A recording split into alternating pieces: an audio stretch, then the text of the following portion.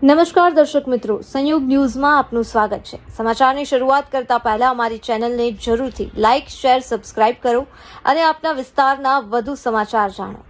આણંદ જિલ્લાના વલ્લભ વિદ્યાનગરમાં આવેલ પ્રસિદ્ધ ઇસ્કોન મંદિર દ્વારા આજરોજ ખંભાત શહેર ત્રણબત્તી વિસ્તાર ખાતેથી ઇસ્કોન મંદિર ખંભાતના ભક્તો દ્વારા રથયાત્રાનું ભવ્ય આયોજન કરવામાં આવ્યું હતું। આ રથયાત્રા ત્રણબત્તીથી ગવારા ટાવર, ત્રિકોણિયા સર્કલ થઈ મેદપુર જકાત નાકા પાસે આવેલ નવનિર્માણ પામેલ ઇસ્કોન મંદિર ખાતે પૂર્ણાહુતિ કરવામાં આવેલ।